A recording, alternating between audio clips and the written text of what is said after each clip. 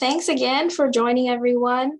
I'm thrilled again, as always, for our session today on careers in consulting. We have 2 alumni joining us so far. We will have another one hopefully join us maybe shortly. But I just wanted to first start off by sharing some housekeeping rules. So as I mentioned before as well in the previous sessions, my role is just to facilitate our conversation and help moderate any of our questions. But this time is for you all and for you to ask questions and learn from our alums. So please take advantage of that. So if you have any questions, please feel free to use the raise hand option at the bottom of your screen in the reactions button or the reactions tab. Or if you want to unmute yourself and ask questions, you can also ask that way. So now I'm going to turn it over to our alumni to introduce themselves. So Meredith, do you want to get us started? Sure, thank you. My name is Meredith Sellers, and I am a 2011 graduate of the Department of Chemical and Biomolecular Engineering. I was in Dr. Seebauer's research group working on oxide thin film synthesis and characterization. I did a postdoc after that at the Army Corps of Engineers Research Lab in Urbana-Champaign, and then I started at my current company, which is called Exponent. Exponent is a technical consulting company. I've been located here in the San Francisco Bay Area with Exponent since 2012. I am part of what we call the materials and corrosion engineering practice. So the company is structured a bit like a university with different practices instead of departments.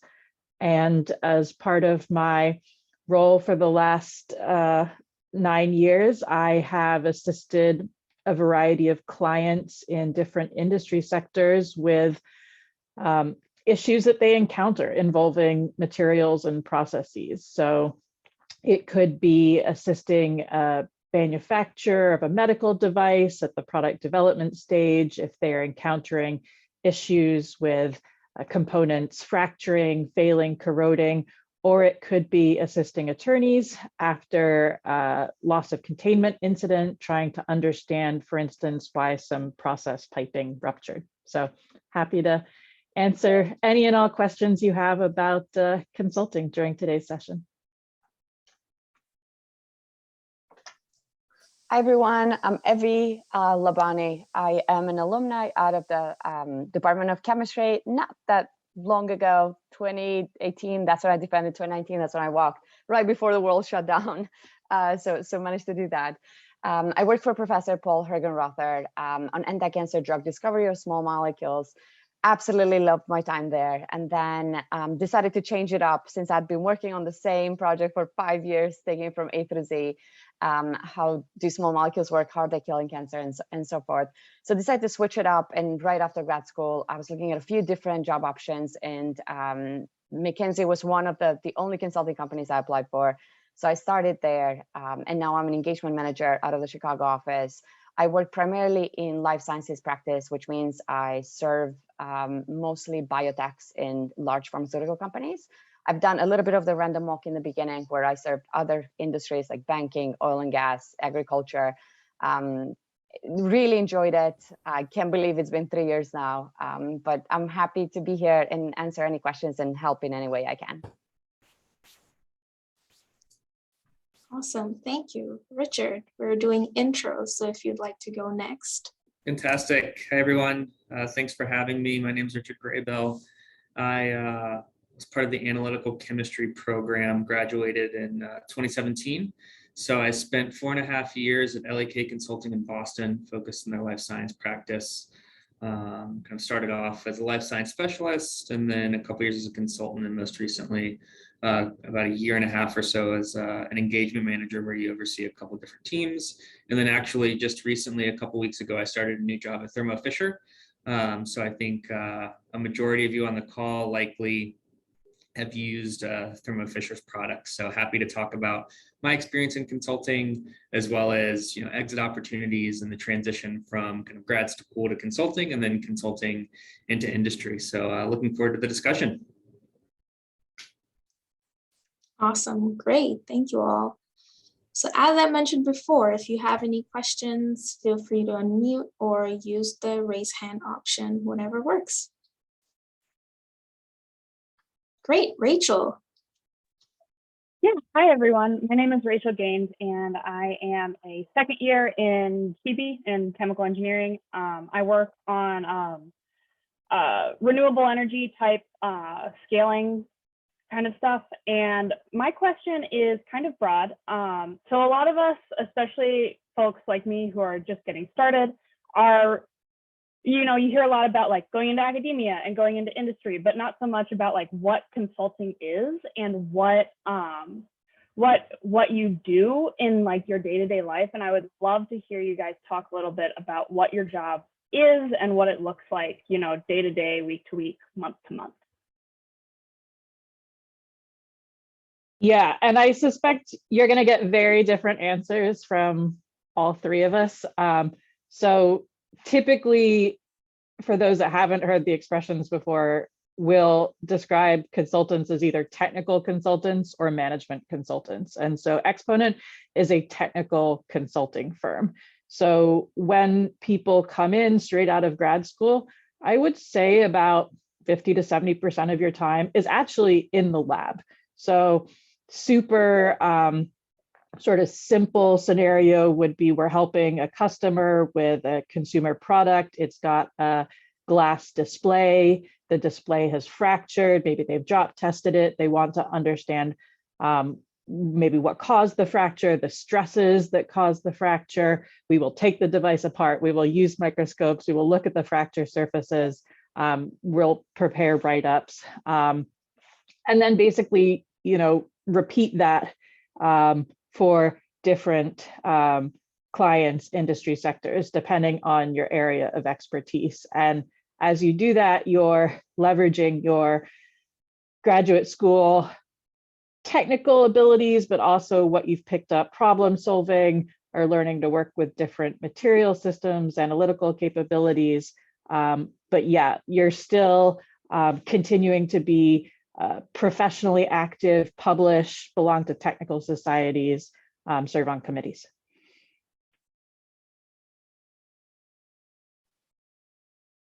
That's a great framing, Meredith, because I will share the other side of the story. So I am part of the management consulting, and I'll tell you guys what I just did, what I just wrapped up. I was telling the panelists before you guys joined that I'm currently in PTO. So I just wrapped up a study where we were helping a nonprofit set their strategy.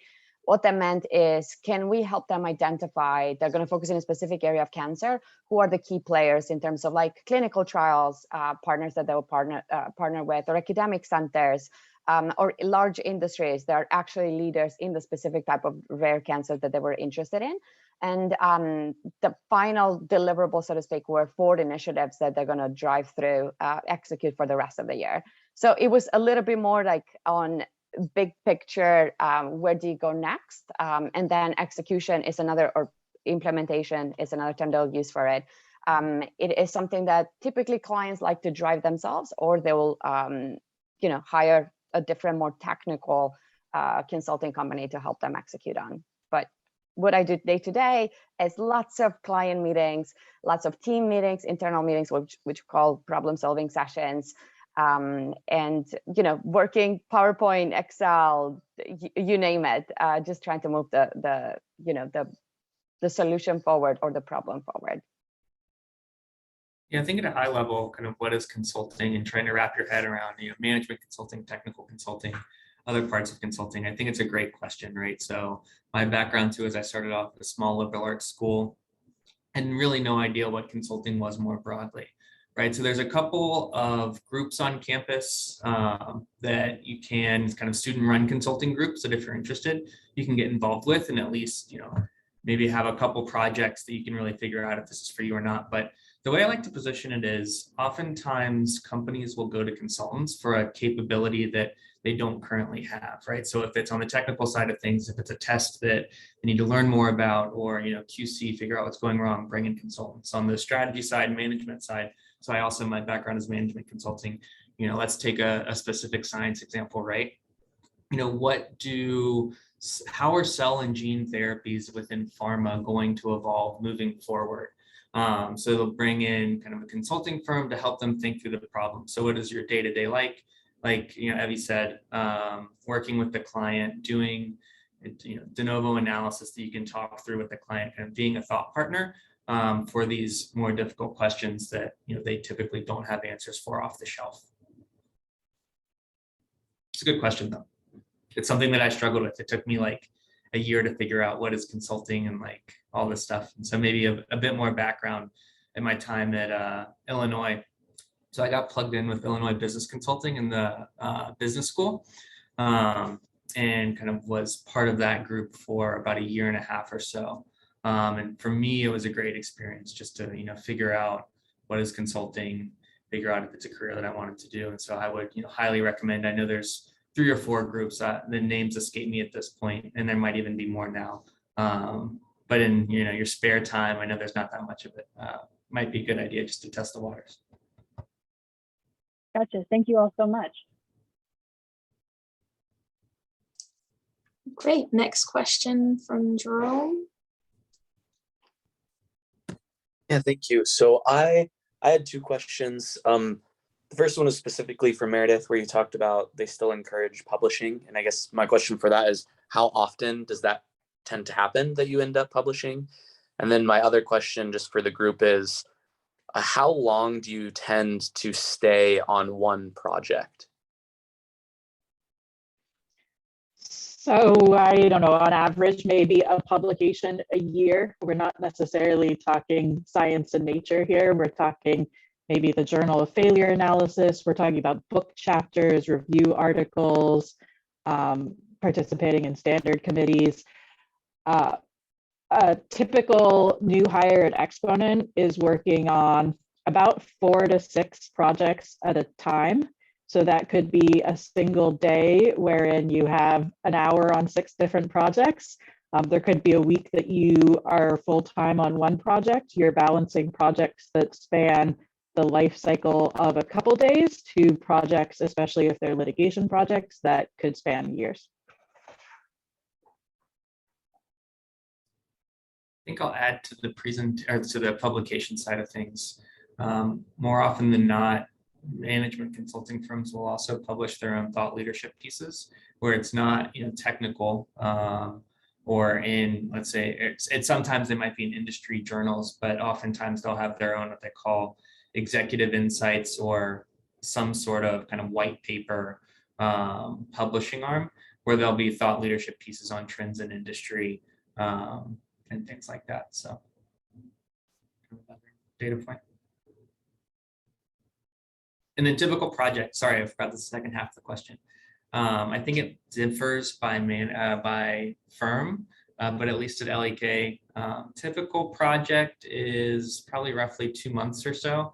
There's some longer, integration related projects where you might be on there for a bit longer, but typically, from what I've seen, LEK might be on the shorter side of things, where it's kind of shorter strategy projects on a specific question, but I'm sure that differs, Meredith and Evie, in your experience too. Yeah, absolutely. I'd say it depends. Even if you talk to somebody else from McKinsey, they'll have a very different journey, depending on the industry they're focusing on or the function they're focusing on. For me, I tend to do very short studies. So 4 weeks is the most common one. 6 weeks, 8 weeks feels long, but I do know that there are other friends within the same cohort that we started together.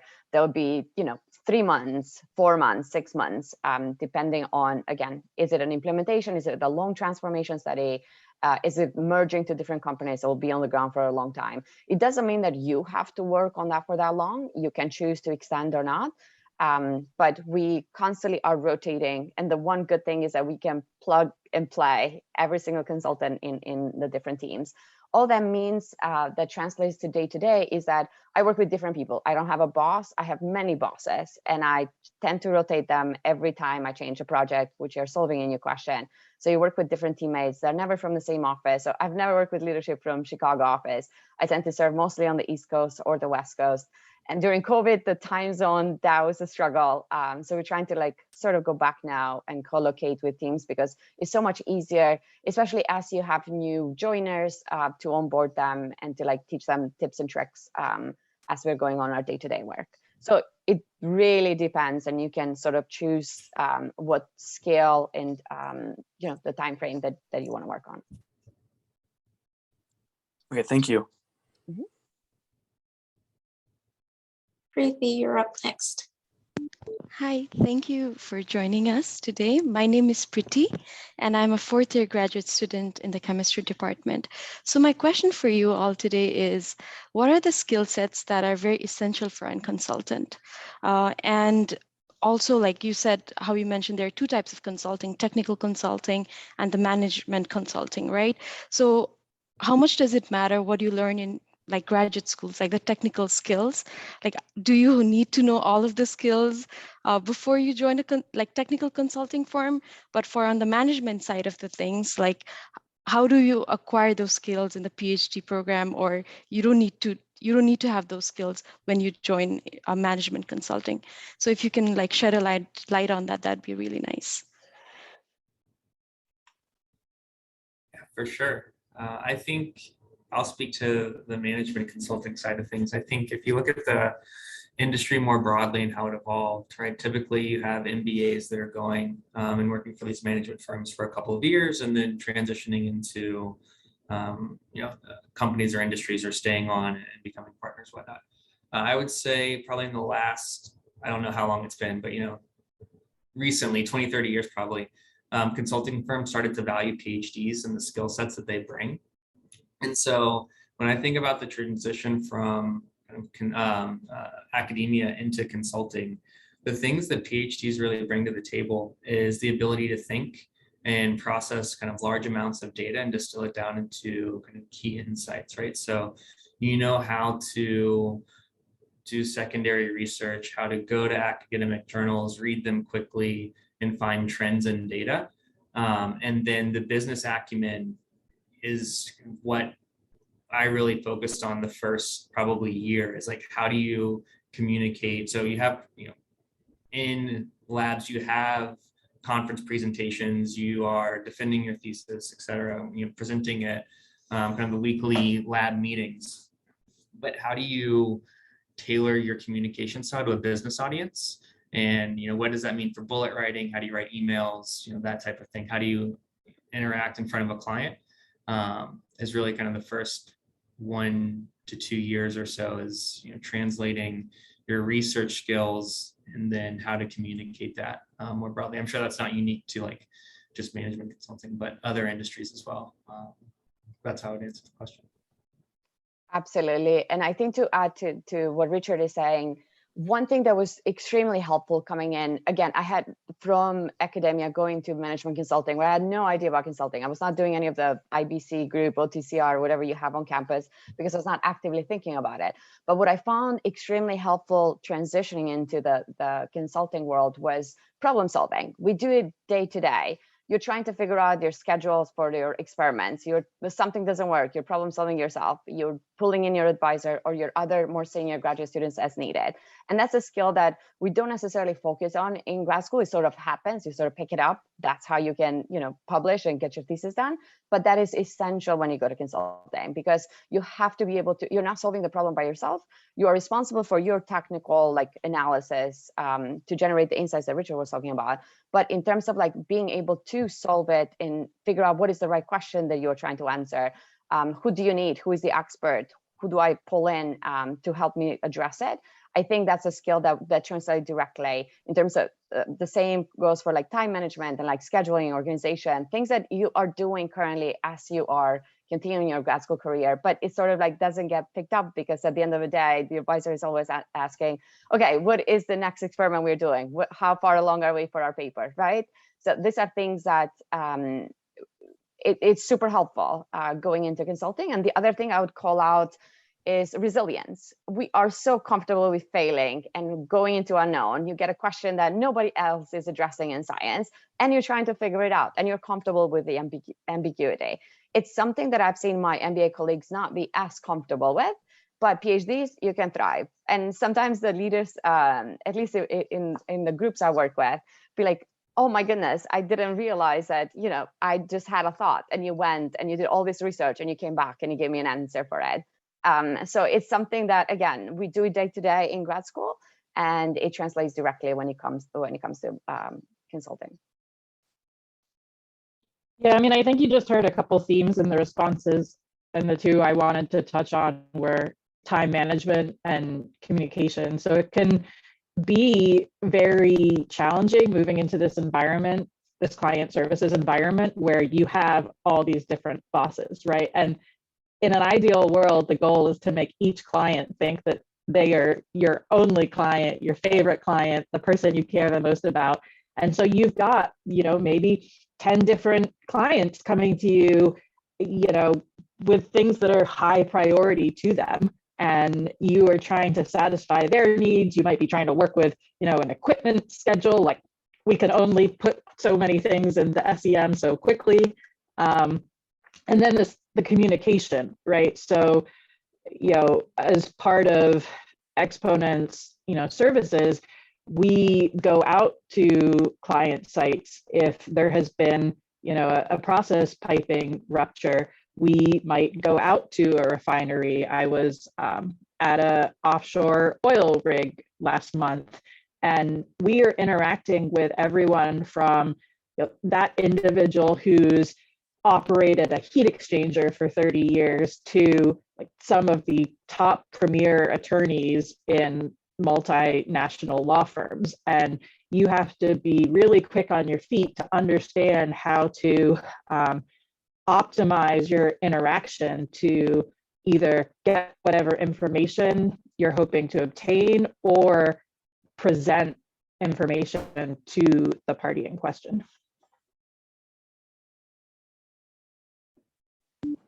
Thank you so much. All right, next question from Susanna. Hi, thank you so much. So I'm a fourth year in chemical engineering, and my question is related to, so if you have a lot of projects going at once, you have a lot of bosses, you have deadlines from many different people, interact with a bunch of people. How does your kind of working hours, stress level compare to when you're in graduate school? Is burnout an issue, and how do you how do you deal with maintaining work-life balance, with all of that?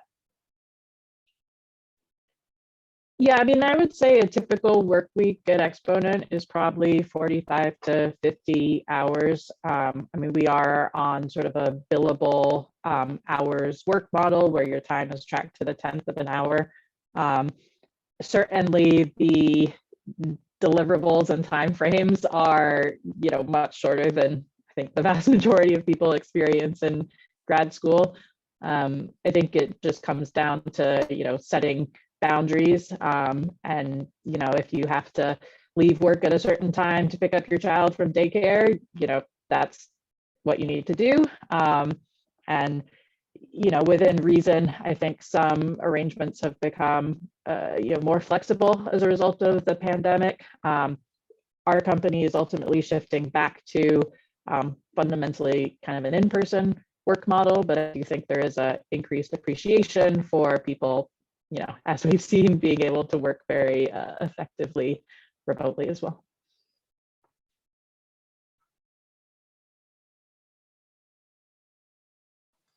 I can add to that.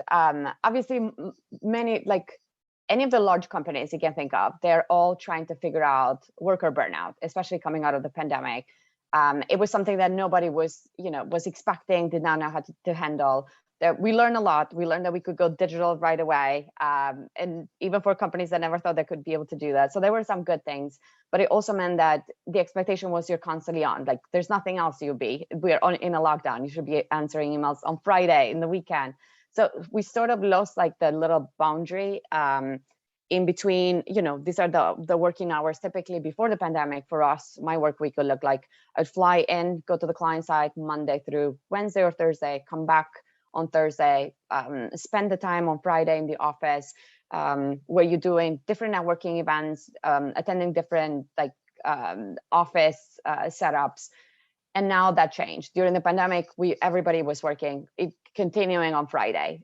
So trying to come back out of the pandemic now and trying to figure out the work-life balance, I think it goes back to what Meredith was saying, is can you set up your boundaries?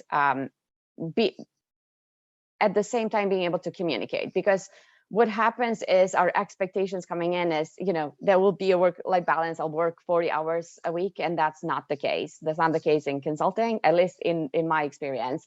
And it changes week to week because we are a deliverable based by different projects, right? Like it goes, I don't have many clients. I only have one client, but I have a very limited amount of time. So I'm under a time pressure to deliver what we said on our SOW we were going to do, which means that if something happens, and life always happens, you have to be able to communicate. The moment you can communicate, somebody else in the team can pick up that workload, because at the end of the day, we still have to deliver it. So I think going back now to how do you handle the burnout or set up your work-life balance, they have multiple different resources and support that you can take time off in between projects. You can, you can talk to different, like we have a service that's called Ombud, and have your support system as much as you need it. Is just being able to know yourself when you need help and communicate actively what you can and cannot do, so that everything can get done, but you also can protect yourself.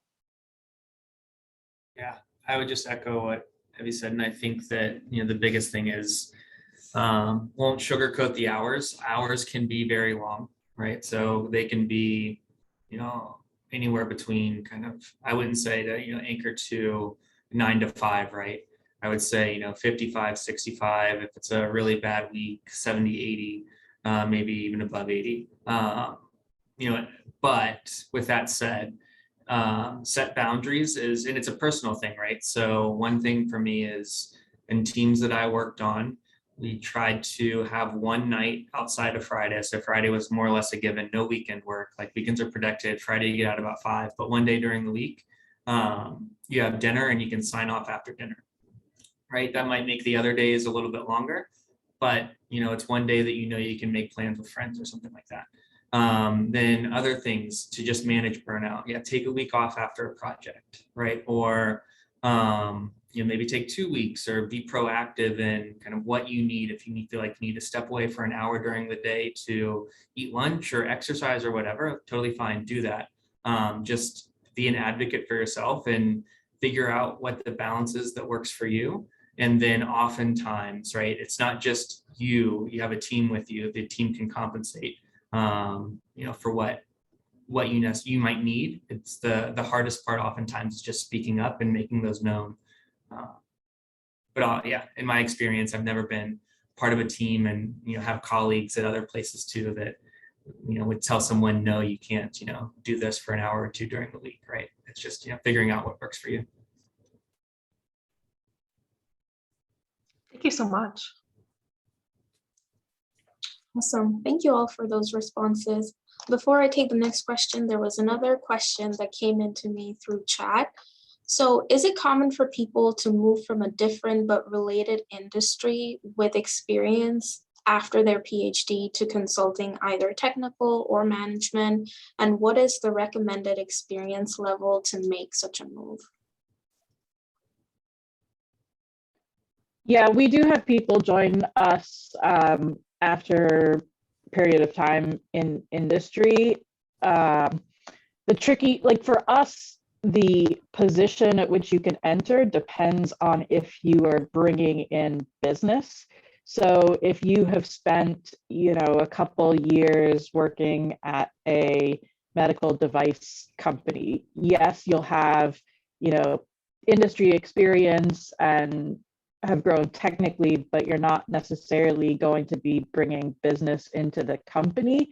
If you had instead, worked 8-10 years, I don't know, semiconductor industry, been doing some independent consulting, and would have people calling you, week 2, week 3 for your expertise, and you had kind of a network that you could route to other colleagues within the company, then that would allow you to be hired in at a different level.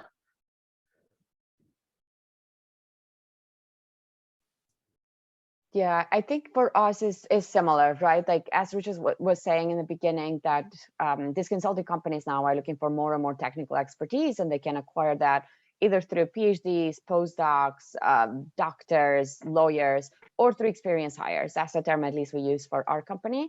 You can come in at the associate level, typically with an experience as an experienced hire, or you can come in above it as an associate partner, to what Meredith was saying, which is you are bringing in business, you're bringing in clients and your network, but you don't actually play their role till you go through, at least for us, is you'll play a few studies as like an associate, as an engagement manager, before you can be performing at the level of associate partner, just so that you sort of know the lay of the land and get a sense of like what your teams are doing. Otherwise you won't know, going back to like managing that like worker burnout. So getting to know how the firm works before you can actually play the role you were hired for. But it's absolutely common. I can't tell you exactly how many years of experience or what you should be doing, but it is possible to move as we are transitioning to a more and more specialized skill set.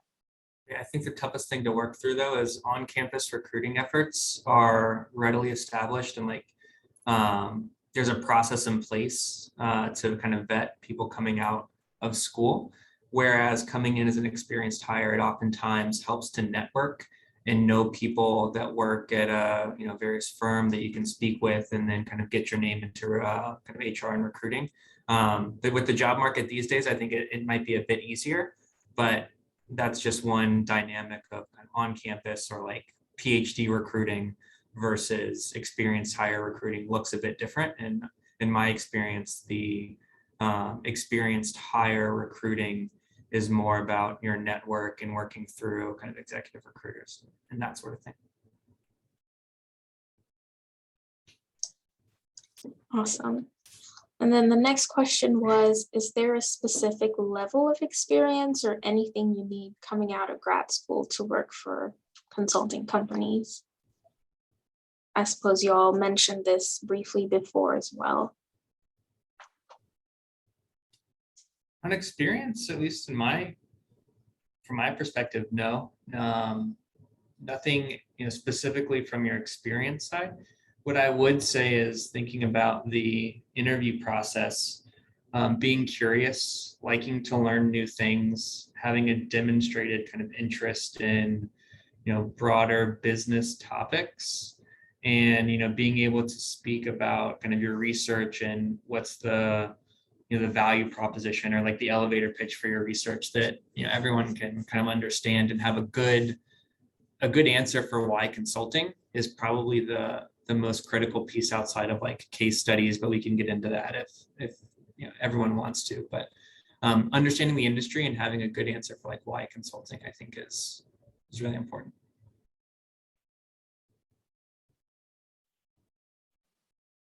Yeah, I agree, and I echo what you're saying, that I can like identify that I had to do this XYZ to get into consulting, because again, I was not thinking actively about it.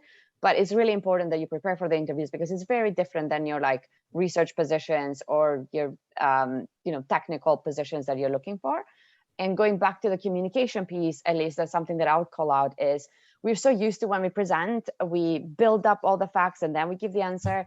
And it's absolutely the opposite in consulting. You give the answer, it's like the flip of the pyramid, and then you can give like the secondary or the tertiary details to support it.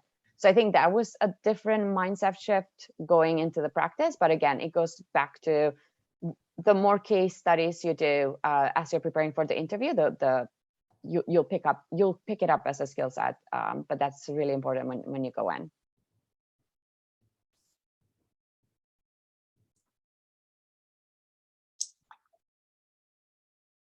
So Evie, you mentioned the case study piece. So a lot of students or postdocs or anyone interviewing for consulting positions get a little intimidated by the case interview.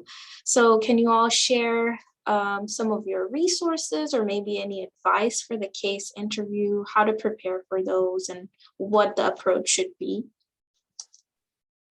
Absolutely. And I know that is different for everybody, so it depends. Frankly, when I was applying for consulting, I was also trying to publish my paper. So I was doing experiments, I was in lab.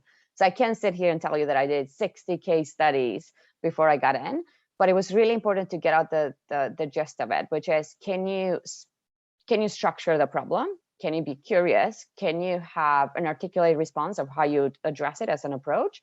And try to do some mental math, so at least you're fast in math as well. I can tell you that now when we are in client meetings that, I'll like have to do something quickly, and that is a skill that is useful day to day, but it does come in handy. It's just knowing that for the case interview, that's one of the things that are asking for.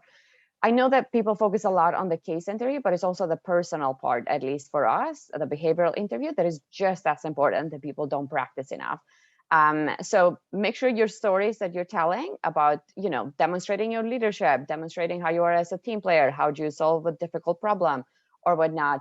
There are very different resources in every website, but as part of the behavioral interview, make sure you're button up on your stories, you have an answer for it, and you're speaking.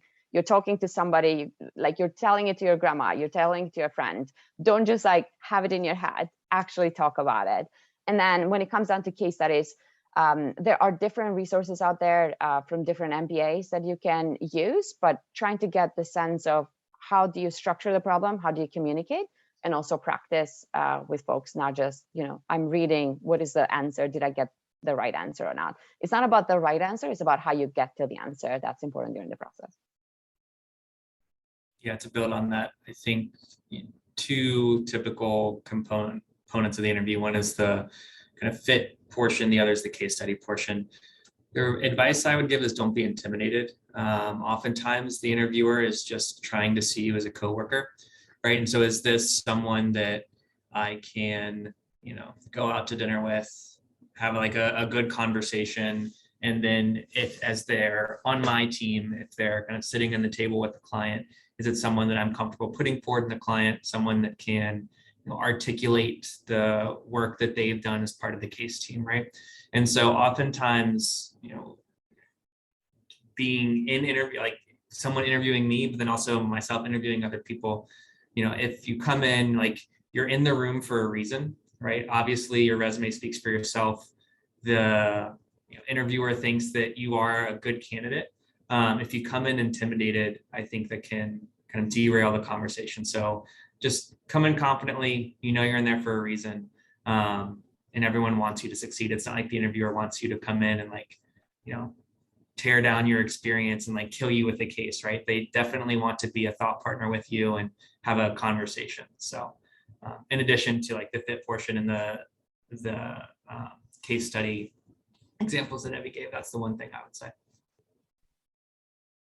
Make sure you have fun. Yeah, exactly. Super That's easy important. answer for me. We don't have case studies, so.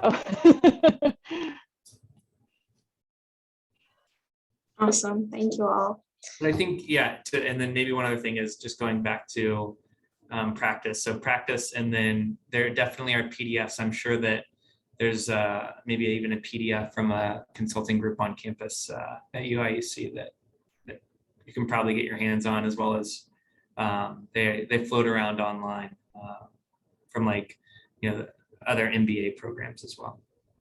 Also, the other thing to add there, besides like the practice, is all these large, at least like for the large consulting companies, they tend to have these summer programs where you can do a summer internship, you can come in, rotate, or you can get an exposure to consulting. One of the programs we have is Insights for advanced professional degree holders, so APDs, where you come in for 2 to 3 days, and then you get introduced to what we mean by case study, and you start practicing, you get to meet more people, and then you go through the interview process together. So there are a lot of resources out there that I didn't know when I was applying, to be honest, but just going to these companies' websites, I think most of them, they should be there. I'm pretty sure BCG has something similar in Bain as well, besides us. Awesome. So there was another question in the chat that came in from a student who works in simulation or theory or in the modeling area. So they were wondering what sort of roles within the broad consulting umbrella would those skills be transferable to?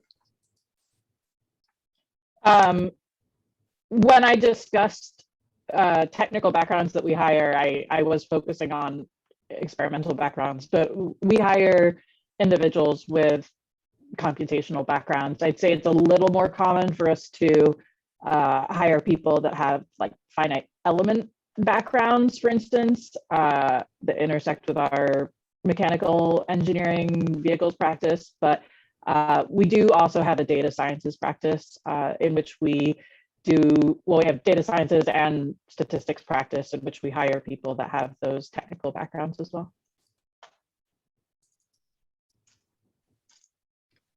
I think for us, you can apply to come in as an associate with a PhD, where you could be a generalist or you could be dedicated to a specific practice. But you can also choose, if you really want to practice your like day-to-day, very technical, you're doing sort of like similar data analysis for us. There'll be the data science group or data engineers, which is part of the Quantum Black. That's our own dedicated like solution practice that we build capabilities that we then bring to clients. So you can choose to be generalist versus like specialized. And if you're specialized or solution, that's a dedicated track for it. Yeah, the way I would explain that is I think that more often you see consulting firms hiring data scientists. And so you kind of sit within the consulting firm. And instead of working, you may work directly with the client in some cases, but oftentimes you're a thought partner for case teams, where case teams will reach out and bring you on, to help with some of the analysis and building kind of proprietary or higher level, leveraging higher level software that differs from like, Excel, PowerPoint, Word, like the Office suite. And so being able to think through how to structure analyses with teams and what resources are available would be one example of a place where you could likely leverage your data science and simulation skills. And those are, I think, just specific roles. If you're looking for a job like that, it wouldn't be coming in as a consultant. It would be like a dedicated data scientist role. Awesome. So the next question I have was directed directly for Richard. So this person would like to know more about your transition from management consulting to working at Thermo Fisher, and what was kind of the reason, and what was the position completely different to what your previous experiences consisted of, or what are your job duties at your current position? Yeah, it's a great question. So to be completely honest, I was not expecting to move from consulting. I was not actively looking for jobs. But as you progress in a consulting career, recruiters, recruiters are people's full-time job is to help place job openings with people, more broadly. But I had a recruiter reach out about an opportunity at Thermo Fisher. I didn't really consider it, but they reached out a couple different times and learned more about the role, and ultimately decided that it could be a really interesting opportunity. So it's similar to some of the work I was doing in consulting. At Thermo Fisher, now we're kind of working as a director of corporate strategy. So working on the strategy team, thinking about how does the company grow moving forward? What are the trends in the industries we play in? What are the trends more broadly? So how do we think about where do pharma and biotech go moving forward?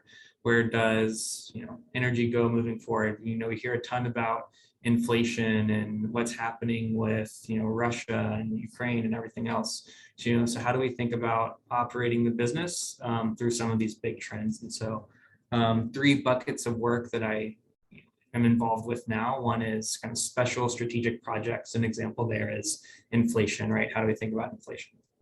Another bucket is helping the leadership team and interactions with the board. So developing kind of board of director materials and leadership team materials to manage that line of communication.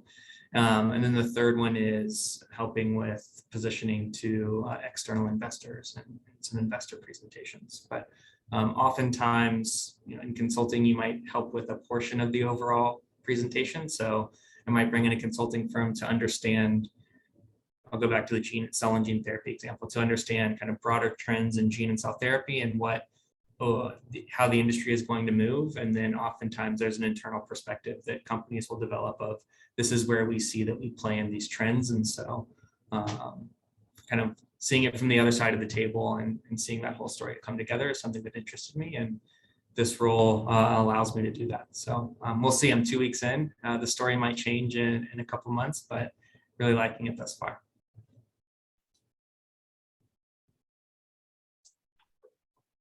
Awesome, thank you.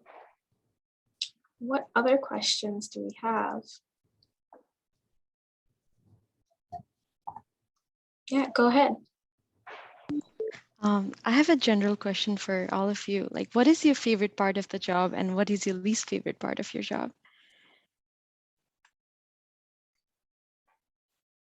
And I think my favorite part of the job is that I just get to work on the hugest variety of projects that actually make a difference in the world. So by way of background, I had done internships at Sandia National Labs prior to starting grad school.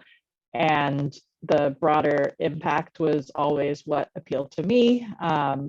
In those internships, I always thought I would work in National Lab. I had the Army Corps of Engineers lab experience, and I really didn't understand much about consulting. And when I learned that there was a career path where you're only working on things that matter to people in the world around you, I was like, oh, that sounds perfect.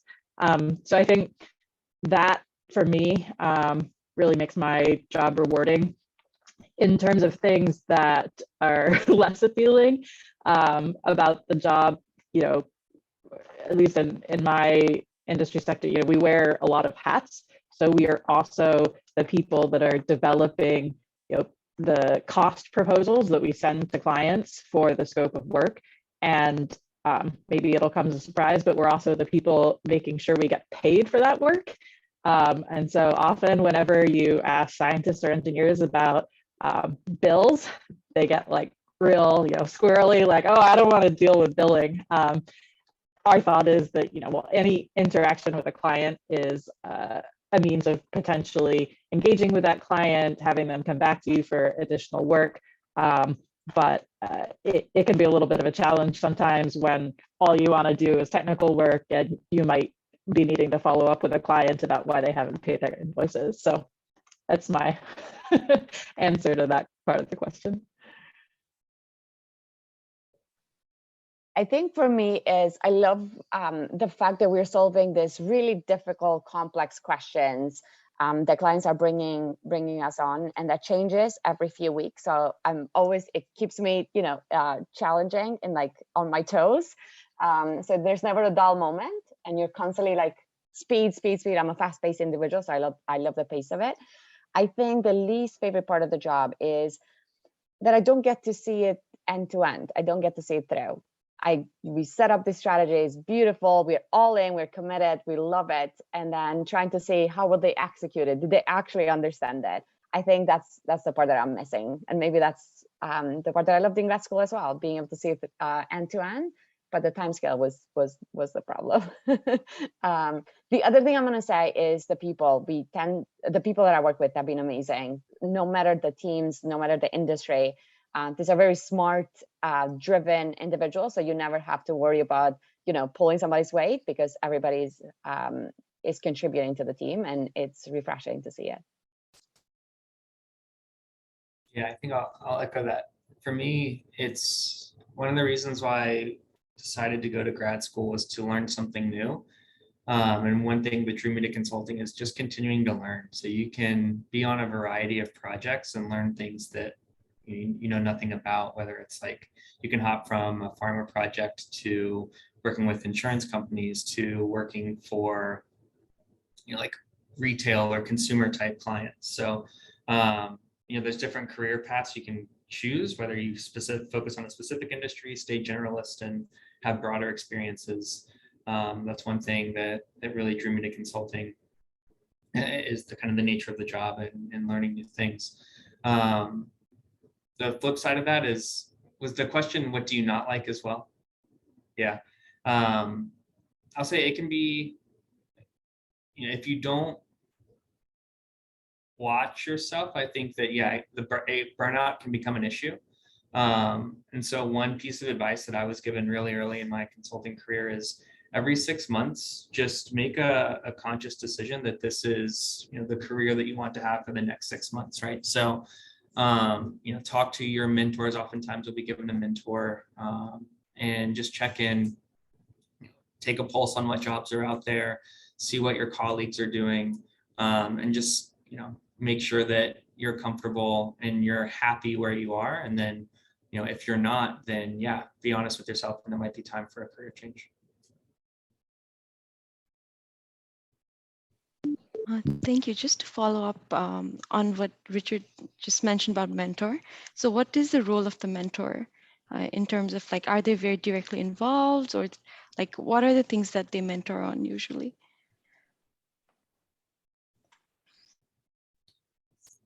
In my experience, it depends. And so it's kind of like grad school, right? Where you have different styles of advisors. Some that you might have a new professor where it's his first year or his or her first year, that's very involved in like day-to-day and micromanaging. You might have other mentors that are more hands-off, and there are specific programs. I can speak to LEK where you have a career development coach that you have a review cycle every 6 months. And so you have to have a meeting with them once every 6 months, but it's up to you. If you want to meet with them every month, like absolutely you can do that. It kind of depends on you and what you benefit and what topics you have to bring to them.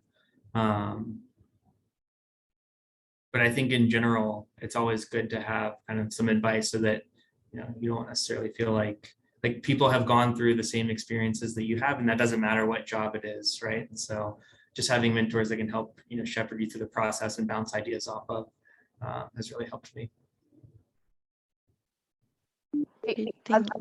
The other thing I'll add to that is, besides having people that you're going for advice, and this could be like when you start as an associate, for example, this could be your managers I work with or your leadership. So you'll constantly keep going to ask for advice, for even when you're on a different case or a different project. The other add-on is that besides mentors, we also have sponsors. Sponsors are people that will actively create opportunities for you to grow. So they will be pulling you in different studies. You're continuing to follow them, and they're helping you grow to get to the next level. Every 2 years, we switch in terms of like it's up or out. So I think these are the people that are actively helping you manage your career trajectory in the firm. And it's a network, right? And if that doesn't happen, then it's really hard to thrive through.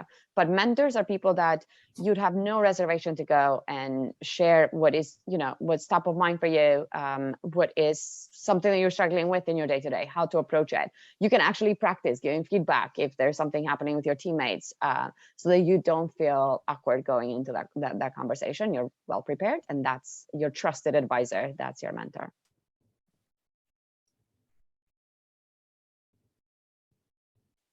Thank you so much. I have another question that came in the chat. So how are you supported in your transition from being a graduate student to your role, and when you first started in your role? Yeah, I mean, at Exponent, there are onboarding resources, but I would say the vast majority of the transition process is more ad hoc. I mean, day one, day two, one starts to get pulled into projects. Can you image this sample? Can you help me, assemble this data into a deliverable for the client? And as you do that, you're getting guidance from either your supervisor, project managers, colleagues. I think the thing to understand, like, it sounds really daunting, but most people are coming from this graduate school model where you are rewarded for figuring things out on your own. And certainly we are looking for people that can, technically understand something on their own, but we're not necessarily, it's not like, oh, can you go, figure out how to use the microscope on your own?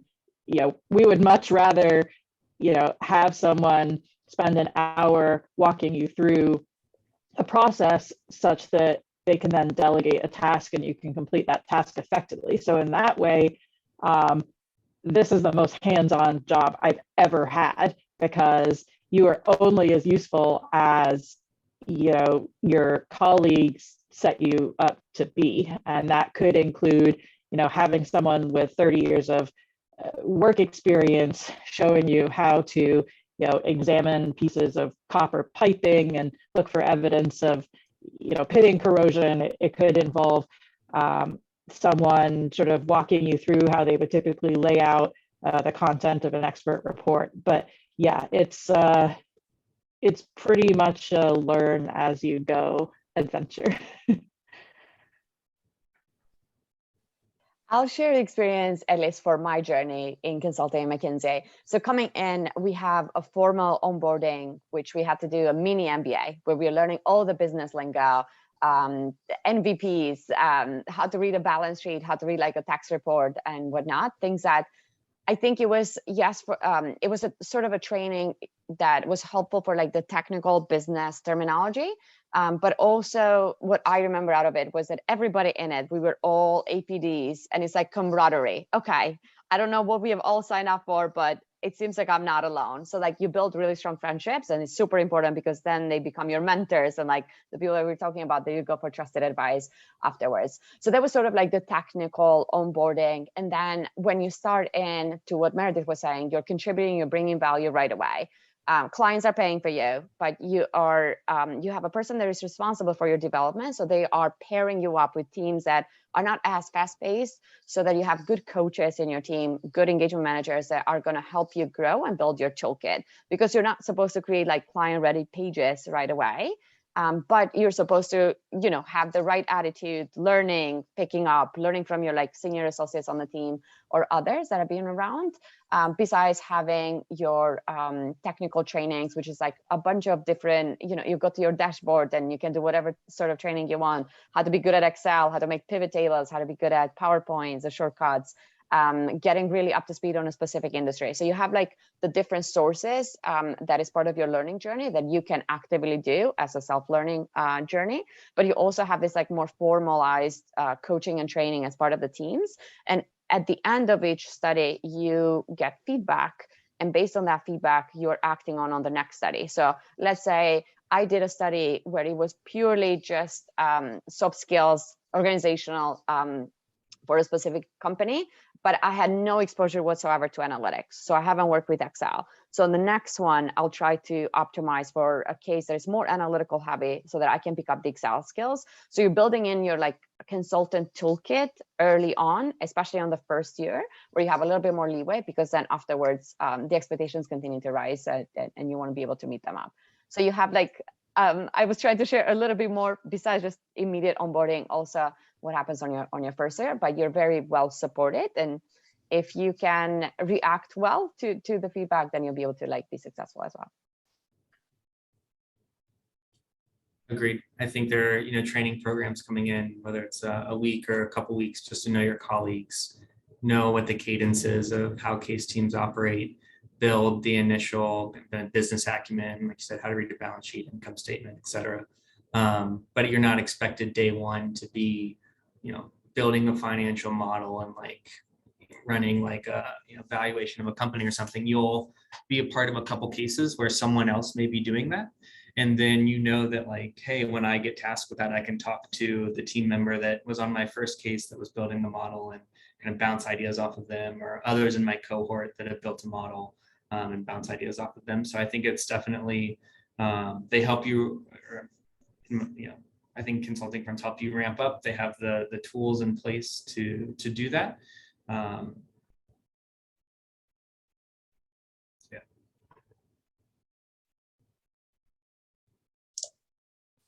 Great. Thank you so much. What other questions do we have?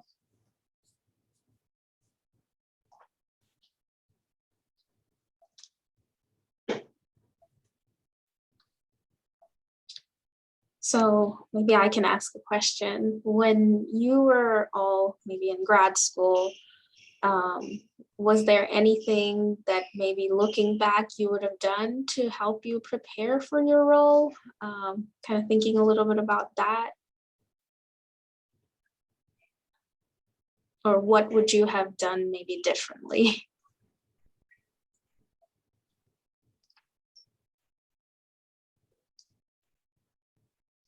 I don't think I'd have changed anything, to be honest. It doesn't, I really enjoy my time in grad school. So make sure, you know, you really enjoy it. These are friendships that you'll continue to like reach out even when you go to different paths in life. Like I still look back at my time in grad school very fondly. I know it doesn't seem like it right now because you're in the midst of it and you're so focused on getting your experiment to work.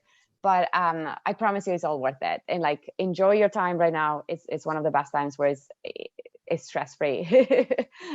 So I wouldn't change anything.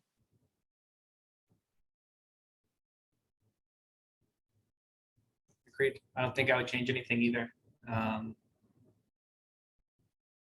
Yeah, All a great right. time. I think, you know, the only advice I think I would give is, depending on, you know, what career path you ultimately decide, I think consulting's somewhat unique, and just try to kind of understand, you know, whatever job it is, kind of understand what you're signing up for, and make sure that you understand the role that you're stepping into.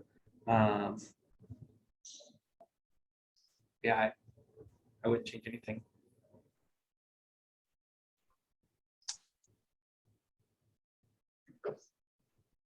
All right, next question from a student.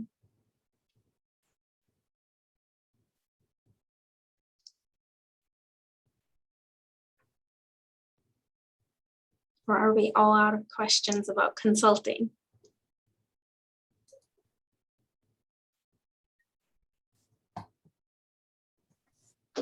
So I have another question. So kind of thinking about your career trajectories, what do you think that would look like, since you all have been in your roles for some time?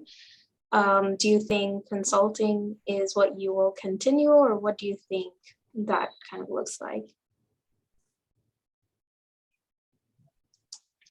Well, I guess I'm the grizzled veteran of the group here. I mean, Exponent's path to advancement is very linear. It's very similar to a law firm where you start as an associate and there are a number of positions, working your way up to principal, which is our equivalent to a partner.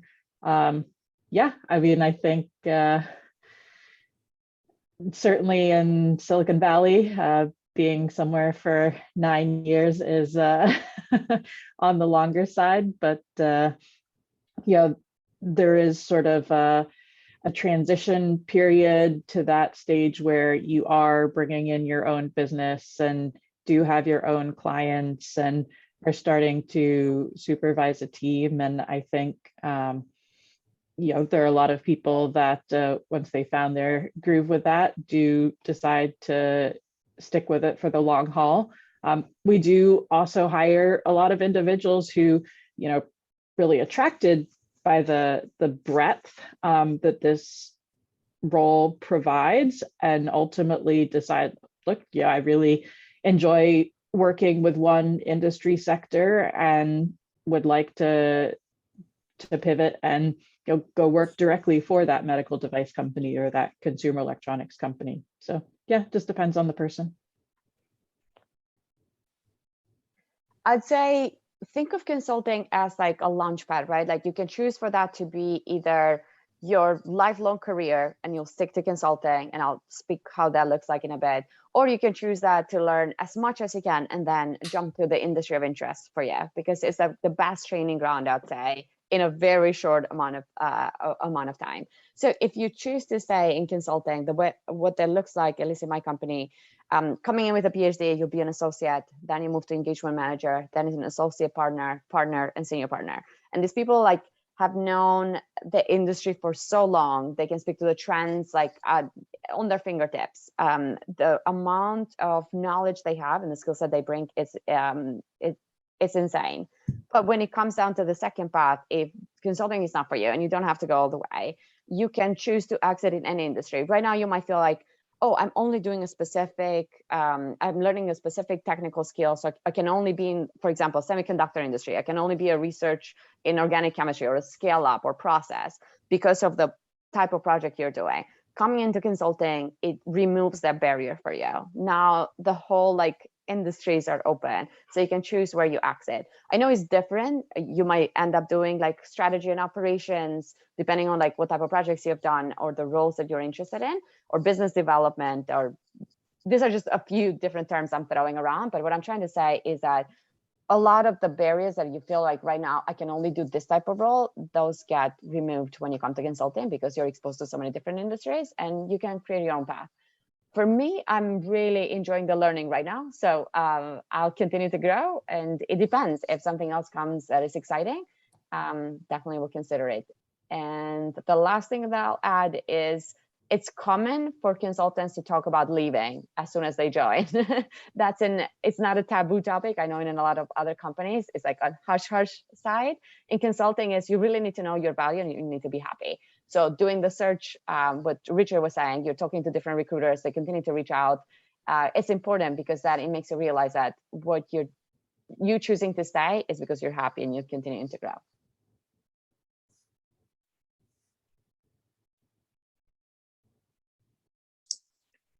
Awesome, thank you all. If anyone doesn't have any more questions, I'm happy to end our panel early. But if all our participants or our panelists would like to add any final thoughts for students and postdocs who are thinking about consulting, who are exploring this path, yeah, any last thoughts? I guess I'll say from a sort of job search perspective, for those of you that are closer to graduation, make sure attending sessions like this is great. Make sure you also put time and energy into creating a resume or CV that's really top notch. It depends on the organization, but for ours, I am the person who is directly putting eyes on the resumes for candidates to potentially fill roles in our practice. And we are looking for concise statements of abilities. We are looking at attention to detail, from the littlest things to consistent punctuation, capitalization. So if you have a CV or resume, need to work on one, there are obviously a lot of resources through the university that can help with that, but don't let that be an afterthought, because even coming from a great academic program or school where there are these university recruiting paths set up, it can make or break the opportunities available to you, I would say.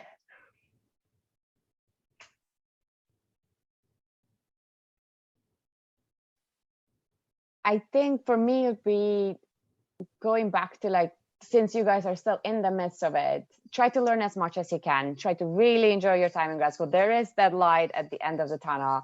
You learn how to think in grad school. Is the best training process. It is how deep can we go? The attention to detail is something that I picked up in grad school. I can't say that I picked it up in consulting, but it's super important in everything else that you'll do. And just, how to solve problems. Again, that is something that you're learning day to day. So really embrace it. And when it comes down to apply, again, the job options should be extremely broad. So don't feel like you only have to go narrow in the area where you're working that specific research, but make sure that you reach out to the alumni. Make sure you're networking so that you're learning what you're signing up for and trying to understand more of the day-to-day that we talked about. And is there something for you? And try to reach out to folks. This type of panel discussions are great, but also make sure that you grab one-on-one time. People will be more than happy to do so, to give the time back. So do use your network. Yeah, I think I would really give 3 pieces of advice. The first one is you'll get through it. I know it's super stressful, not only to think about writing a thesis and finishing up, and then also trying to find a job at the same time, and having everything fit together is tough. But you'll do it, you'll get through it. The second one is definitely leverage, like Evie was saying, your network, like Meredith was saying. Reach out to Patricia and Jennifer. They can put you in contact with alumni. They can do mock interviews, and I can remember sitting and having a mock interview with Patricia, and I would use filler words all the time, and like I didn't actually know it, and she was there like recording me, and she's like, count how many times you said this. And so small things like that I think can make a difference. And again, building confidence before you go into the room and making sure you practice, right? Making sure you have multiple people look over your resumes. I think resumes can, it's easy to write on paper, but then actually refine it and make sure that each bullet is meaningful. It takes a lot of time. So socialize it, let others look at it, reach out to alumni, have them look at it, see if it makes sense, that type of thing. So there's a lot of prep that can go in there. And then the last piece of advice I would give is, overall, I think consulting is a lot of fun. So if you're interested in understanding more about the industry or more about the profession, definitely reach out. I'm happy to chat via LinkedIn, or I don't know if you have my email address, send me an email or something like that, but LinkedIn might be the best spot. More than happy to connect after. And if I might not have the answer, if it's industry more broadly, happy to connect you to others in my network to help you think through what your next career change is. Great. Thank you all for all those amazing advice. Well, if we don't have any other questions, thank you again so much, alums, for joining us and volunteering your valuable time to come talk to our students, our postdocs, and sharing your expertise and experiences with us. So students as well, we really do appreciate all your questions and all your participation throughout all the sessions. And tomorrow we have our last session on careers in science and technology policy. So definitely be sure to join us for the last one. And the recordings of today's session will be posted on our MediaSpace channel. So if you want to access those, you can go to MediaSpace and hop into our channel. So with that, thank you all again for your time and have a great rest of your day. Thanks, everyone. Thanks for having us. Everyone. Thank you. Evie and Bye. Richard, I didn't get a chance to say hello and thank you earlier. So hello and thank you. I appreciate Of you doing course. this. Absolutely. Anytime, Patricia, anytime.